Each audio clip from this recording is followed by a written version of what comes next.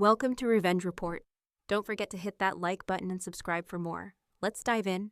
I walked into the UN Command Center in Casablanca, feeling like I was stepping into another world. The fluorescent lights buzzed overhead, and the air was thick with tension. Soldiers, diplomats, and aid workers were scattered around the room, all eyes focused on the large screens showing live feeds from the contested zone where 12 aid workers were being held hostage by a dangerous separatist cell. My name is Sofia Mercado. I'm 37 years old and work as a crisis negotiator with the Global Civilian Evacuation Task Force. We specialize in delicate situations, ones that require brains over brawn, empathy over force. Today, I was supposed to help save those 12 lives. I clutched my folder tightly, the papers inside heavy with intelligence we had intercepted.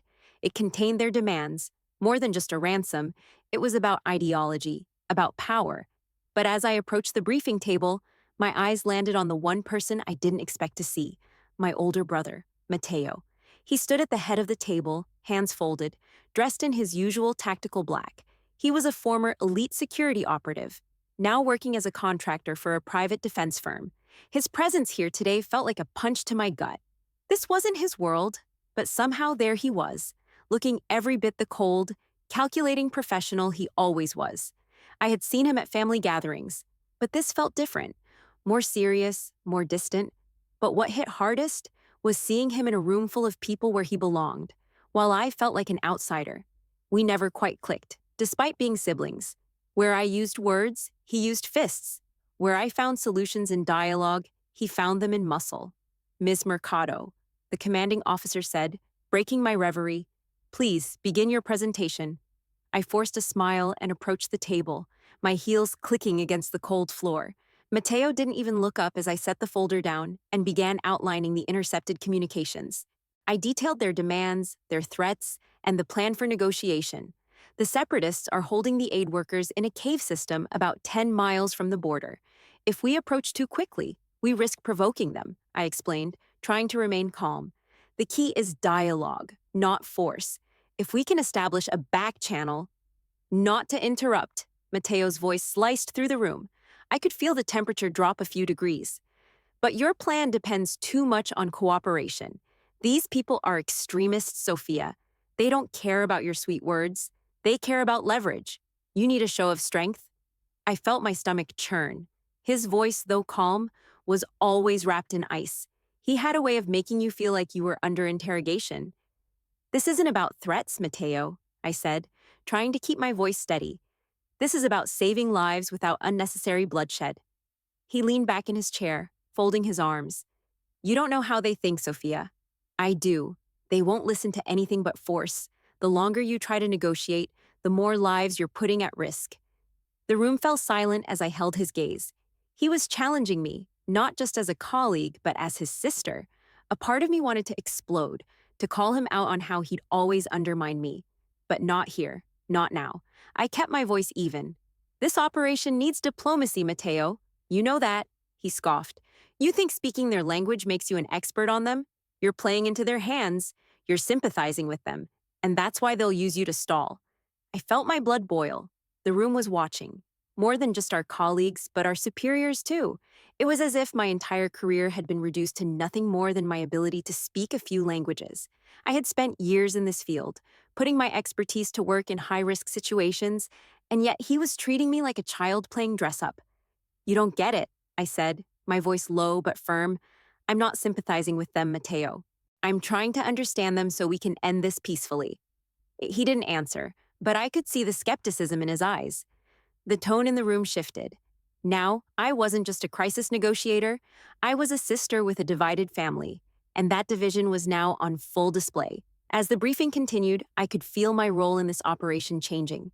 Matteo's doubt was like a poison, seeping into the air, making it harder for me to speak with the same confidence I had walked in with.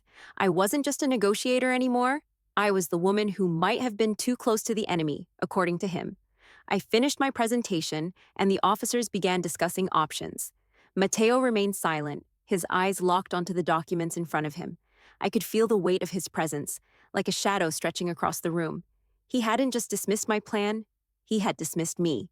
Again. The next few hours were a blur of strategy meetings and whispered discussions. My plan was met with resistance at every turn, not just from Matteo, but from others who now questioned my position.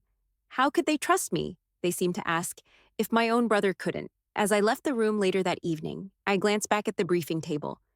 Matteo was still there, talking with the officers, his face cold and unreadable. He hadn't looked at me once since the meeting ended. I couldn't shake the feeling that this operation, this mission I had spent years preparing for, was now tainted, not because of the extremists we were negotiating with, but because of the person I was supposed to trust the most. I was no longer just Sofia Mercado, crisis negotiator. I was the sister who wasn't good enough. The recognition event was supposed to be just another routine ceremony, a small, quiet affair meant to acknowledge those who had made a difference. I had no expectations. I never did. A medal, a handshake, a few words of thanks from the higher-ups. That's what I had in mind when I walked into the ballroom that evening. I hadn't planned to make a scene, to have anyone look at me too closely. I had been working in the background for so long that recognition almost felt like an intrusion.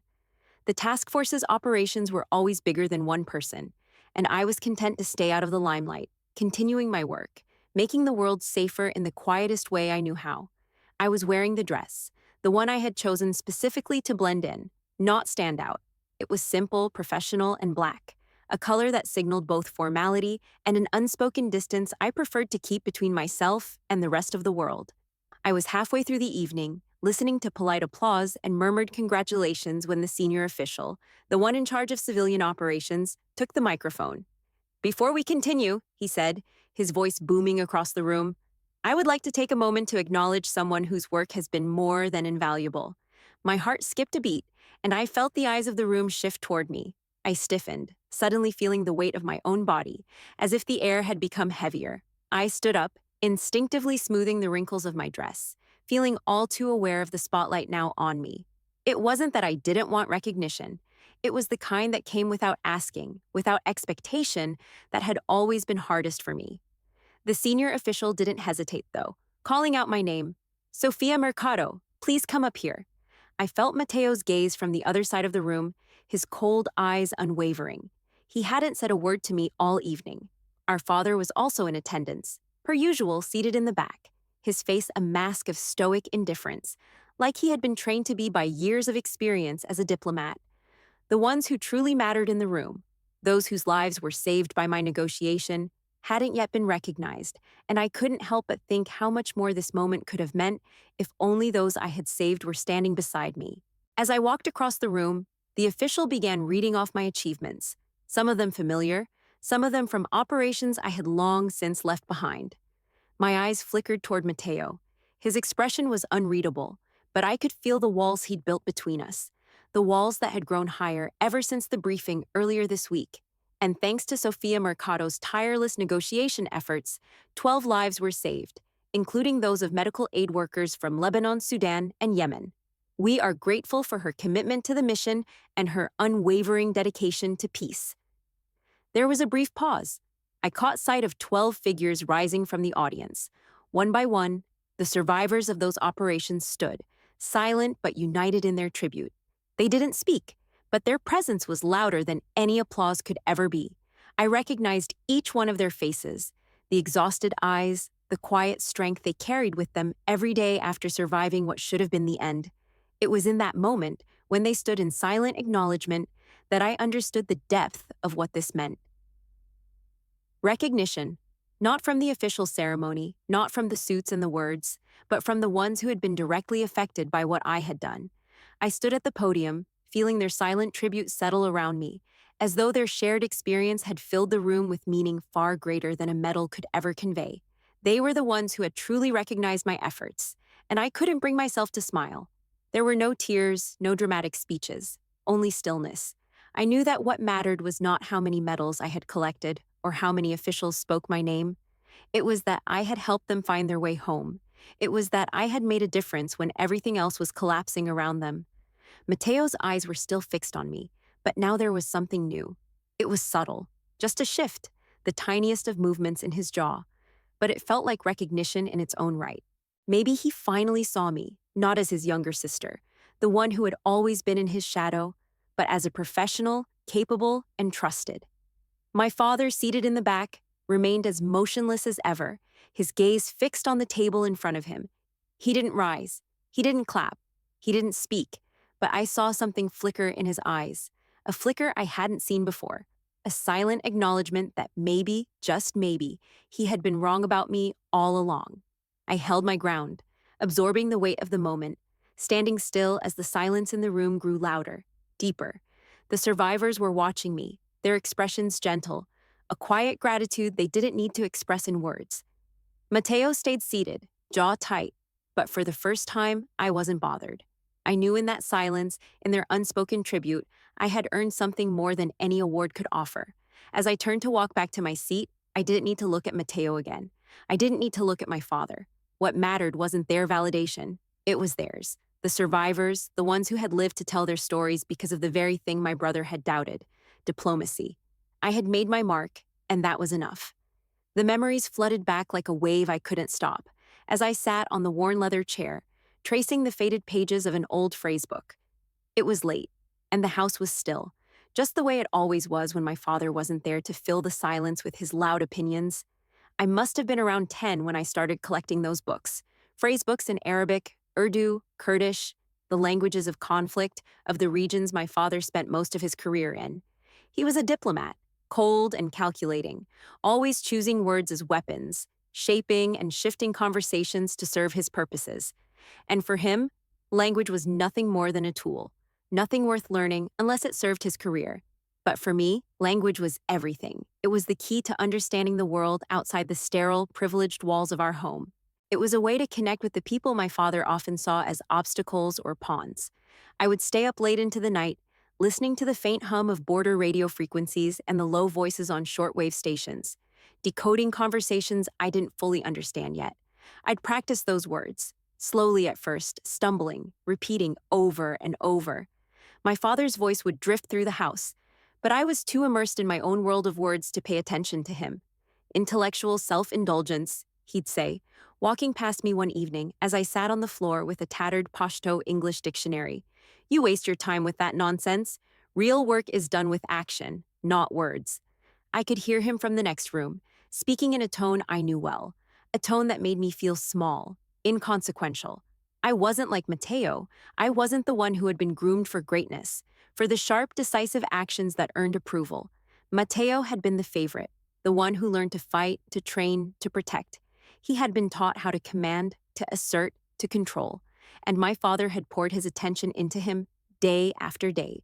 While Mateo trained in martial arts, building his body into something strong and reliable, I had immersed myself in languages, in scripts, in the kind of knowledge that didn't sit well with my father.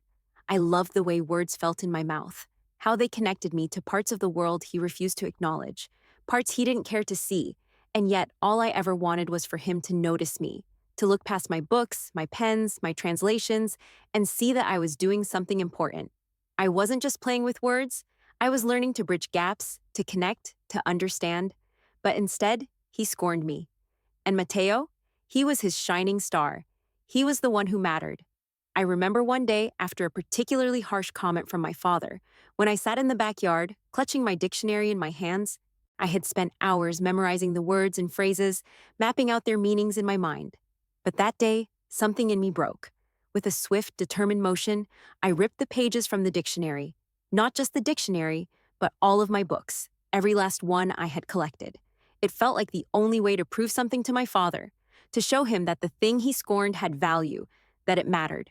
I buried the books in the backyard, like a treasure, something I had to hide, something I had to protect from his disdain. But I didn't stop there. Every time I buried a book, I memorized its contents, its pages of foreign words. They became more than just languages. They became the only part of me that was mine alone, the only part that couldn't be taken away. Years passed, and the quiet tension in our house only grew. Mateo's strength, his quiet authority, was my father's pride. It was all he cared about, but I still held on to my words, quietly collecting them in the recesses of my mind, in the spaces Mateo couldn't see, couldn't touch. One day when I was 15, my father stormed into my room after I'd spent the evening translating a pamphlet from Arabic to English.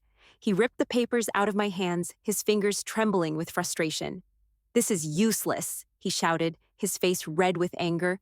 "You'll never make anything of yourself if you waste your time like this." I felt my chest tighten, my hands shook, but I didn't cry. Not then. I wasn't allowed to.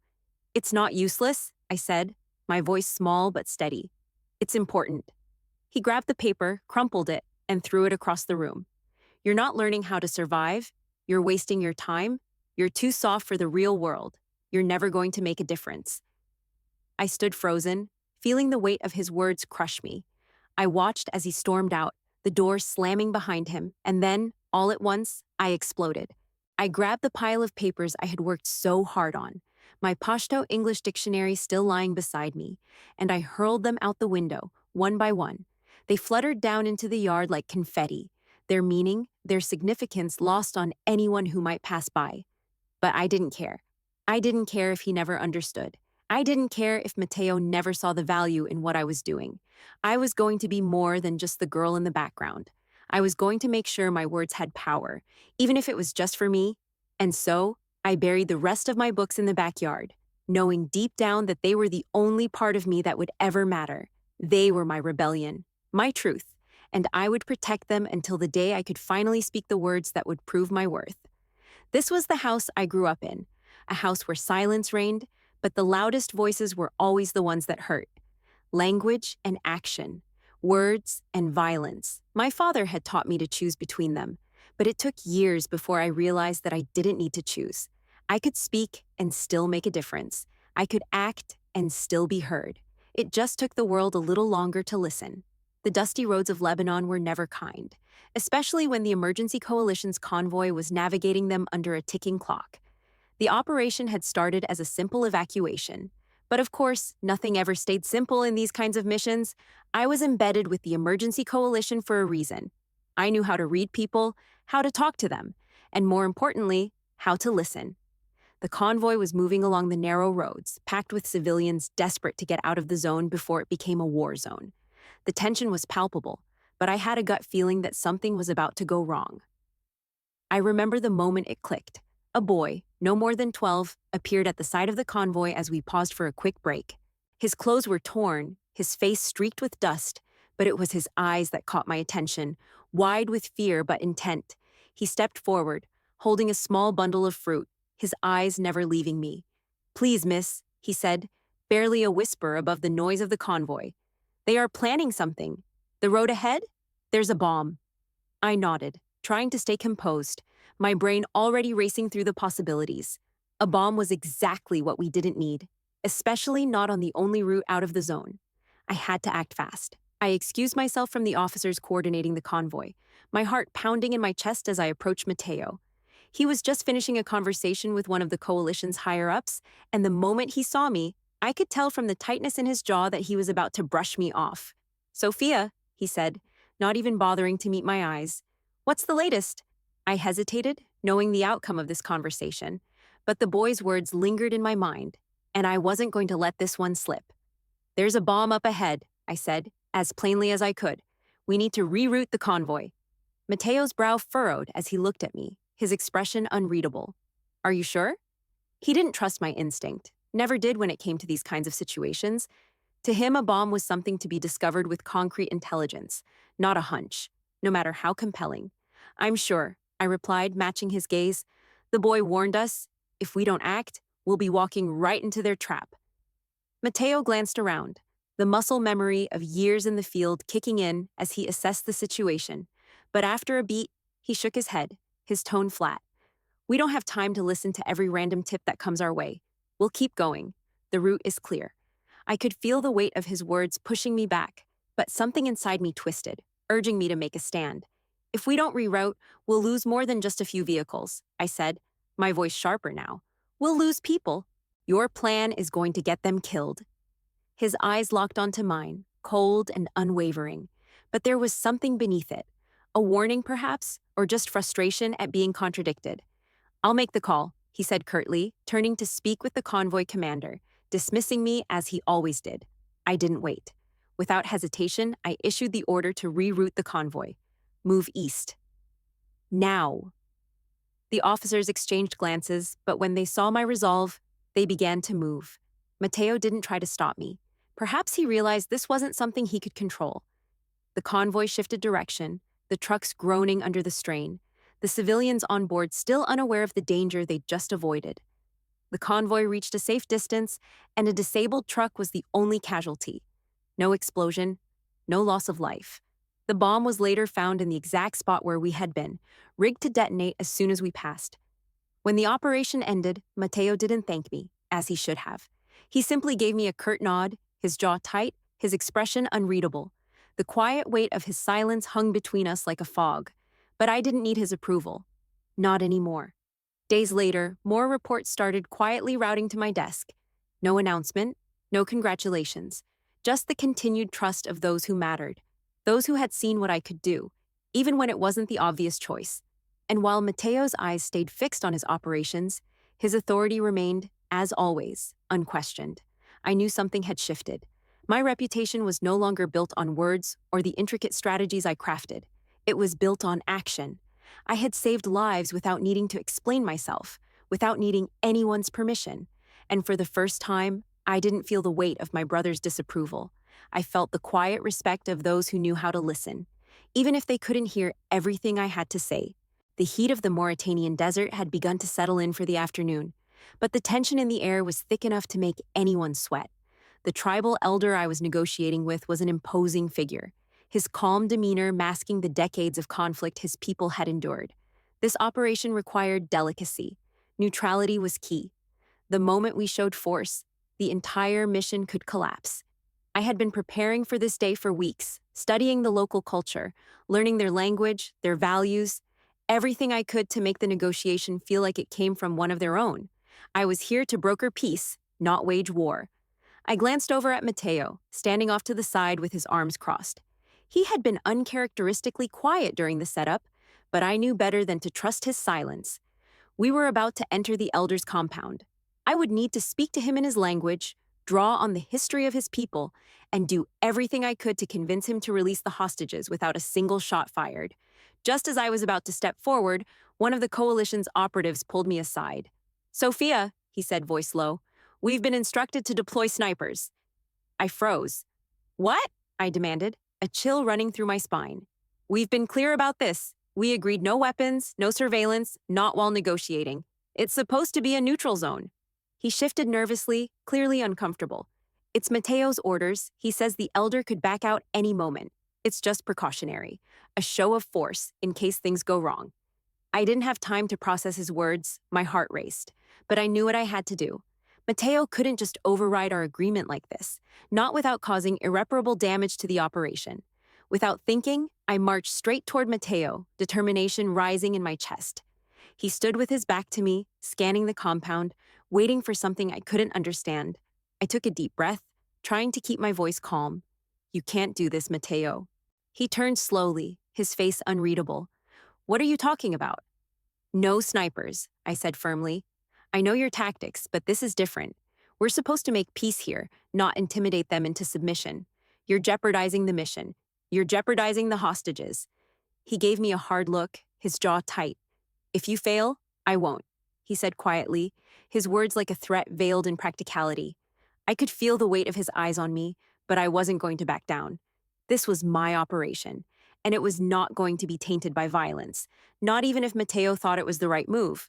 I turned away from him and walked towards the convoy. My heart pounded in my chest as I gave the order to stand down, my voice firm in the radio. "Snipers, stand down. We're proceeding without weapons." The seconds felt like hours, but then, one by one, the calls came through. The snipers acknowledged they would follow my lead. I hadn't failed. Not yet. As I approached the compound, the silence between Mateo and me felt heavier than ever. He hadn't followed me, hadn't said a word, but I could feel his presence like a shadow. The others in the coalition were already starting to gather around, unsure of what would happen next. This wasn't the first time I had defied Mateo, but it felt different now. This wasn't just about the mission, it was about trust. We reached the tribal elder's compound, and I entered alone. No backup, no snipers. Just me, my knowledge of the language, and my belief that peace was the only option. The elder greeted me with calm eyes, and I responded in their dialect, quoting local poets. I spoke slowly and deliberately, emphasizing the shared values between our people. Every word I spoke, every gesture, was designed to bridge the gap between us. It felt like hours, though it was probably only minutes, before the elder finally spoke. His voice was gravelly, but his words were soft, thoughtful. "You speak our language," he said, "but you understand our hearts." I knew in that moment that the operation was a success. The elder agreed to release the hostages, and he did so willingly. His decision made not out of fear, but out of respect. There were no guns, no violence, just understanding. I walked back toward the convoy, the hostages trailing behind me. Mateo was still standing in the same spot, his arms crossed, watching me as I approached. He didn't say a word, but for the first time, I saw something flicker in his eyes. Maybe just a hint of respect, maybe even a little pride. I didn't care. The job was done. The hostages were safe. That was all that mattered. Back at the command center, I handed the operation report over to the higher-ups. Mateo was already there, speaking with the officials, the same indifference on his face. He didn't acknowledge me, didn't thank me, but I didn't need him to. The mission had succeeded. The hostages were free. And for the first time, it wasn't about who was right or wrong. It was about the lives we had saved without firing a shot. I had proven myself, not by arguing or fighting, but by trusting the power of language and diplomacy. And that was enough. The debrief ceremony was quiet. Too quiet. It should have been a celebration of success, of lives saved, of a job well done. But the tension in the room was palpable, thick with unspoken words, especially from Mateo. He stood near the back, arms crossed, expression unreadable. The higher-ups went through the motions of praising the team, but their words were hollow, perfunctory. The real recognition, I knew, would come from the ones I had saved, from the ones who had walked through the fire with me.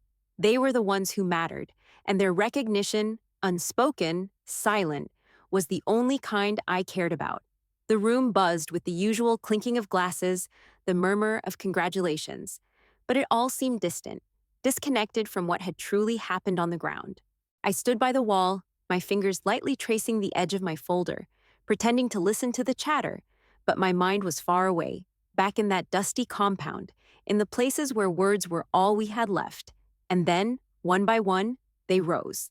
The survivors, the 12 who had once been held captive, now freed.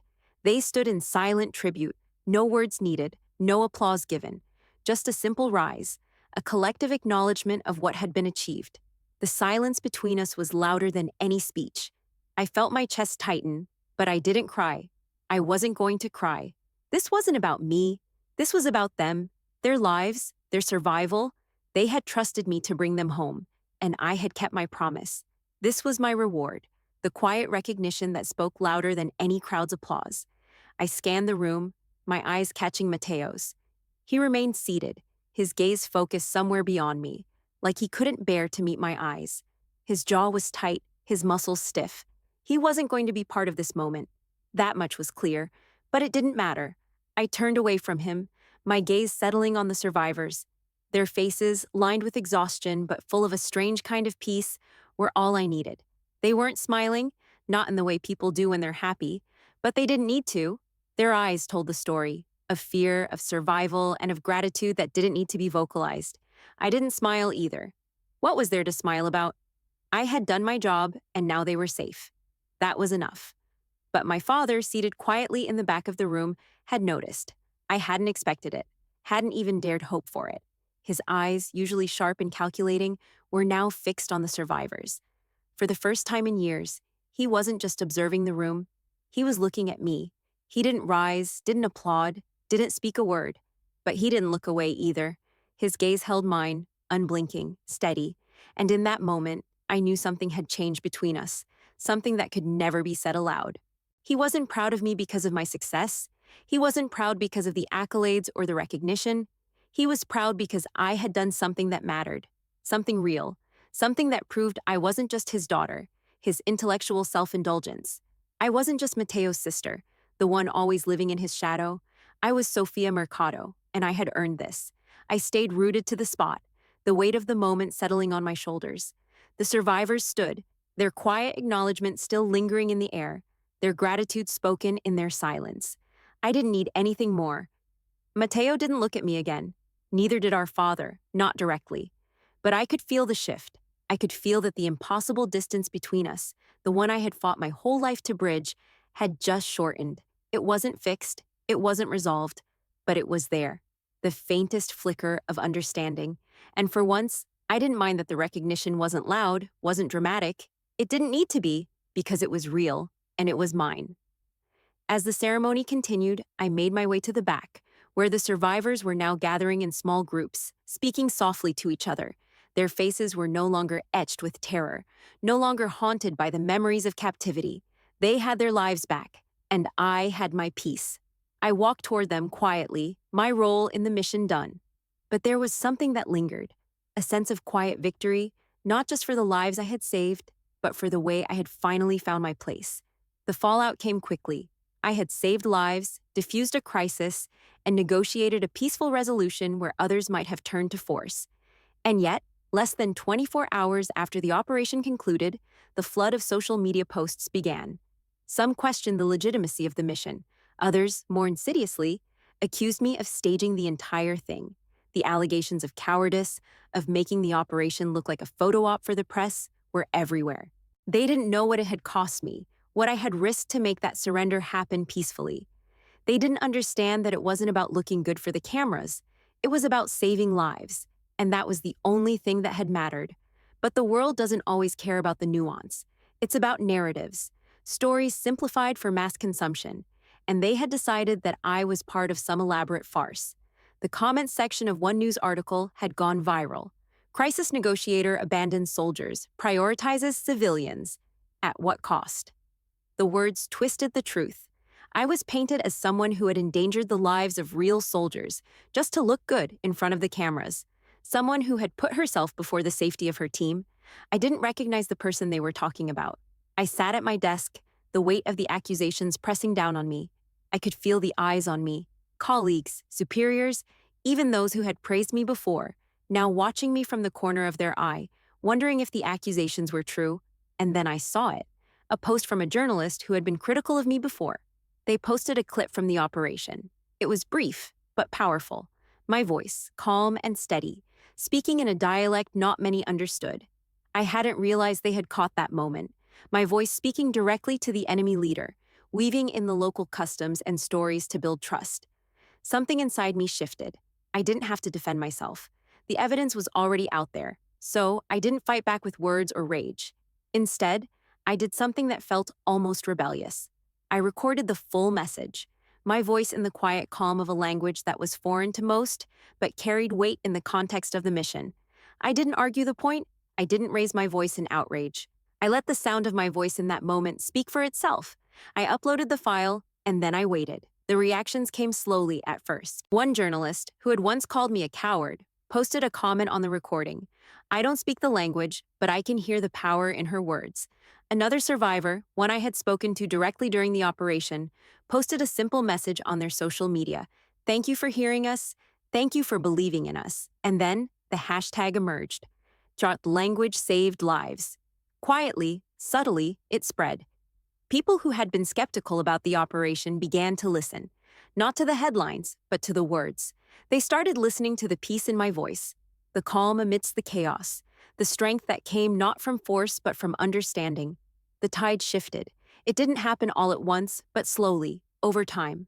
The voices that had once criticized me began to quiet. The narrative was changing.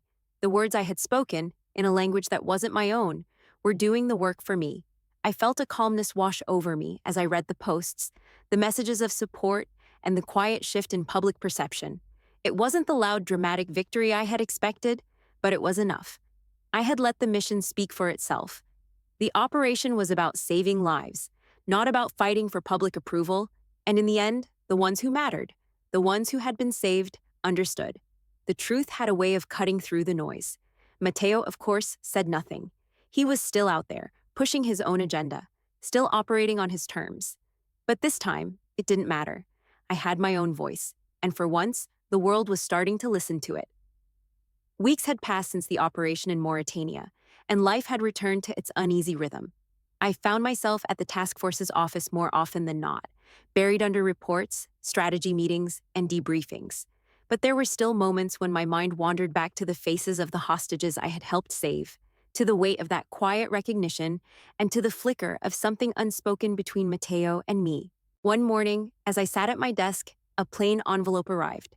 It was simple, unadorned, almost too plain, its edges slightly frayed, but there was something about it that caught my attention. It wasn't a letter from headquarters or any of the usual contacts. It wasn't an official communication.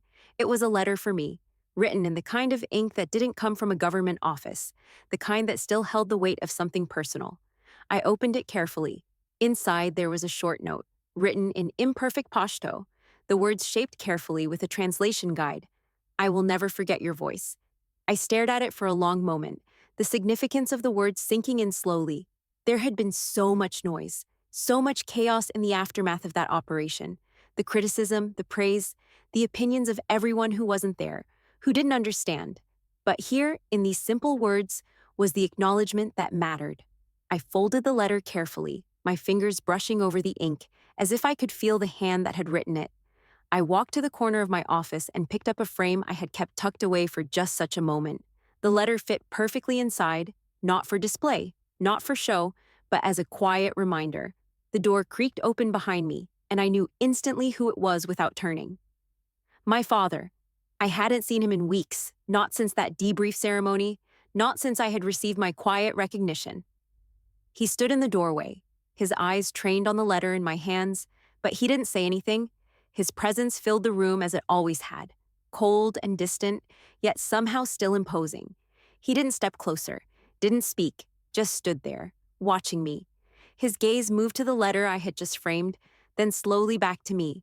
He didn't say anything about the mission, about the medal, or the quiet tribute I had received. I waited, the silence stretching between us. It was as if the letter itself had spoken louder than any words we could share. His gaze lingered on the framed letter. Then he did something I never expected. He stayed. He stood there longer than he had ever stayed in my room, in any room with me, without moving. His eyes didn't leave the letter. For the first time in my life, I realized he didn't need to say anything to understand what I had done. The letter, though simple, though imperfect, had conveyed what needed to be said. When he finally turned to leave, his footsteps were quieter than I remembered, almost measured, and for the first time, there was no disappointment in his eyes, only an understanding, unspoken but undeniable. He hadn't said a word, but I knew. He understood now. I placed the letter on the shelf, not for anyone else to see, but for me. It wasn't a victory, it wasn't an apology, but it was a reminder of what I had fought for, of who I had saved, and of the quiet understanding that had finally reached the man who had once thought I was nothing but a dreamer. As the door clicked shut behind my father, I knew this moment, this letter, was more than any recognition I had ever received. It was the one that mattered most, and I would carry it with me, not as a symbol of my success, but as a sign that, at last, someone understood what I had always been trying to say. It was the day of my departure, my final event with the task force. I had anticipated a quiet goodbye, a polite farewell, but nothing that would resemble the recognition or closure I'd been waiting for. Years had passed, filled with hard negotiations, fragile peace deals, and constant clashes with Mateo, yet somehow I felt that I had never truly left my mark. But that morning, standing in front of the task force's headquarters, I knew it was over. There was a sense of finality, not in my heart. No, I had come to terms with this day long ago. But in the quiet way the world around me seemed to be shifting, just a little bit. The event was supposed to be a simple send-off, a few speeches, some thank yous, a small medal for service. It wasn't meant to be anything grand. I didn't expect my father to show up, not after everything, not after the years of silence. But there he was. I spotted him across the room, his ever-steadfast presence drawing my attention. There he was in his usual suit, the kind he wore at state functions, the kind that spoke of protocol, not emotion. He didn't look at me immediately, not like the others did, whose eyes followed the departure of someone they barely knew. Instead, he stood apart, arms folded, his posture reserved. Not a word, not a gesture. I forced myself to breathe. I had come this far without needing his validation, without seeking his approval. But in that moment, his presence felt like a heavy weight on my chest. The ceremony began without much fanfare, speeches about duty and sacrifice, the usual themes. But my mind wasn't on those words. My eyes, instead, kept drifting to my father, the one man who had never once seen me for who I truly was. And then, unexpectedly, as the speeches came to a close, he made his way toward me. The room seemed to hush in anticipation. No one had expected him to move, let alone approach me. My heart pounded harder than it ever had before. Was this the moment? The apology? The recognition I had waited for all these years? But then, just as the tension reached its peak, he offered me something I hadn't anticipated: a handshake. "Director Mercado," he said, his voice as calm and as cold as always. The title, Director Mercado, not Sophia, not daughter. It was official, impersonal. It was the language he understood. He wasn't looking at me as his daughter, as the child he had never truly seen. He wasn't offering affection. He was offering acknowledgement in the only form he knew: protocol. I stood still for a moment, the weight of his words hanging in the air. In that fleeting moment, I could hear the echoes of all the years that had passed, the years where I had longed for him to see me for who I was, not just as a shadow of Mateo, not just as the daughter of a diplomat. His eyes remained calm, unreadable, as he held out his hand to me. No smiles, no warmth. But in that brief, fleeting exchange, I understood. He hadn't called me by name. He hadn't called me daughter. But he had recognized me. Director Mercado. I accepted the handshake, my fingers barely brushing his, the coldness of his grip making it all the more surreal. The years of waiting for something more, an apology, a compliment, a shred of acknowledgement that I was enough, suddenly didn't matter. This was all I would get, and it was all I needed. When I turned to Mateo, standing in the background, his expression was tight. His jaw was clenched as usual, his eyes narrowed as if the entire scene was something he was watching unfold with great disapproval. "He didn't call you by name," Mateo said, almost as if he was pointing out a flaw. I looked at him, and for the first time, I didn't feel the need to explain myself. "No," I replied quietly. "He called me by rank." It wasn't the warm, affectionate acknowledgement I had longed for, but it was something more, something deeper. It was respect, a recognition of my work, of my place in the world, not as his daughter, but as someone who had earned it, and that was enough. In that single moment, in the stillness of the room, I realized that I didn't need anything more from Mateo. I didn't need to compete for my father's approval anymore. I had earned my place, both here and in the world. It didn't matter that it wasn't in the way I had once hoped. It mattered that it was real. The rest of the room blurred into the background as I walked away from Mateo, from my father. I wasn't walking away in defeat. I wasn't walking away in anger. I was walking away finally with peace. Peace that came from knowing my worth, my own worth, not defined by anyone else. The quiet hum of the refugee center filled the air as I sat at one of the worn tables, scanning through some papers. The room, a small but lively space, was filled with the murmur of voices, some in conversation, others lost in their own thoughts. The sounds of children's laughter mixed with the occasional sigh or soft conversation, the kind of noise you hear in places that are supposed to be temporary, hospitals, shelters, places where people are waiting for their next chance at life. Lila, a girl no older than 10, sat across from me. Her eyes were too old for her face, shadowed with the kind of sorrow that doesn't belong to children. She had been coming to the center for a few weeks now, her family still displaced, still uncertain of what the future would hold. Today she held a pen in her small hand, staring down at the piece of paper in front of her. "Miss Sophia," she asked softly, her voice quiet but clear, "does English have a word for when you wait for someone who died?" I was taken aback. My pen paused mid-air, and I glanced up at her. Her question, innocent but laced with a depth of grief, hung in the air between us. "No," I said gently. "There isn't a single word for it. Not really." I set my pen down and gave her a soft smile. "But you can write it however you need to. You can say what you feel." She frowned, staring at the paper. "I want to write a letter to my father," she said, her voice trembling slightly. "But I don't know what to say. He's not here anymore." I nodded, understanding her words more deeply than I could ever express. The letters we wrote when we were young, especially those to people we lost, are never about the words we use. They're about the act of trying to reach out, to communicate what can't be said aloud. "You don't have to know exactly what to say," I told her quietly. "You can write in whatever way feels right. If English doesn't have a word for it, then maybe you need to use your own words, in your own way." Lila's eyes flickered to the paper again. For a long moment, she didn't write. Her fingers rested on the pen, but they didn't move. I stayed silent, letting her process, letting her decide. And then, slowly, she began to write. The words came in small, careful strokes, as though she was testing them, feeling their weight before committing them to paper. Her handwriting was uneven, but there was something profound about it. The way each letter seemed to come from a place deep within her heart. I watched her as she wrote, her face a mix of concentration and sorrow, her small body hunched over the paper. When she finished, she set the pen down and looked up at me, her eyes wide and searching. I wrote it in Arabic, she said quietly. I smiled softly, reaching for the paper. It wasn't just a letter. It was her way of speaking what was inside her, in the language that held the most meaning to her. I can translate it for you, I offered gently as I took the letter from her hand. The words, though simple, were full of grief, of loss, and of love. As I read through the letter, I translated each phrase, my voice soft, almost reverent. Father, I don't know where you are, but I hope you hear me.